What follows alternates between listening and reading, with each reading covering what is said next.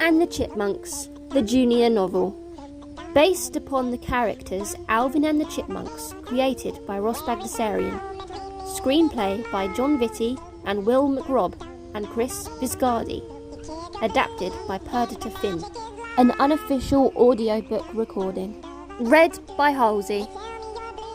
Chapter 1. The sky was blue and the air was cold. Big fir trees stretched as far as the eye could see in every direction. In the tiny knothole of a huge pine tree, 3 little chipmunks were working hard. They had to store their nuts away before the full cold blast of winter set in. The weather was already chillier.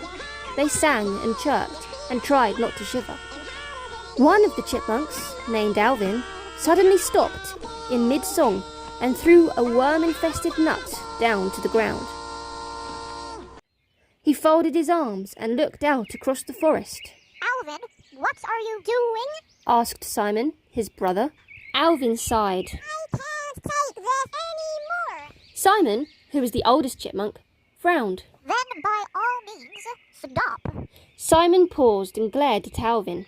I'm sure when you get hungry this winter, you can order a pizza. Theodore staggered over, his little arms full. His cheeks, too, bulged. A little help, please. He mumbled. See, Alvin? Said Simon. That's how it's done. Those are not nuts. Exclaimed Alvin. What? Mumbled Theodore, with his mouth full. Alvin reached out and grabbed one from Theodore and shook his head. These are rocks, not nuts. Alarmed, Theodore spat them out. I thought they were a little crunchy. Simon squinted and peered at the little pile at Theodore's feet. Yep, He said. rocks. In his frustrated mood, Alvin kicked a rock off the branch.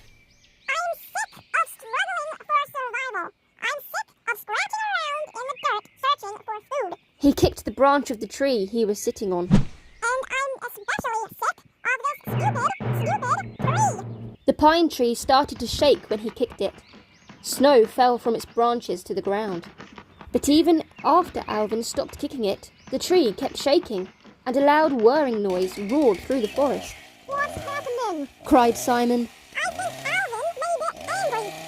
Said Theodore, scared. What's it gonna do? Said Alvin. The tree started to titter, and Alvin clutched Simon and Theodore. No! Screamed all the chipmunks, and they jumped into their knothole at the very last moment. The pine tree, cut down by a chainsaw, toppled to the ground. The huge fallen tree was quickly wrapped up in plastic netting by men in green jumpsuits. All together, they hoisted the tree up and carried it to a long, red truck already loaded with more firs cut for Christmas. When the tree was finally settled in the trunk bed, Alvin poked his head out of the knothole for one last look at the forest. The truck sped away, winding its way down a mountain road, rolling through a tiny town, and finally speeding onto the highway. Skyscrapers loomed in the distance as the truck rumbled past a billboard that said, "Welcome to the city of Los Angeles." Tune in next time for Chapter 2.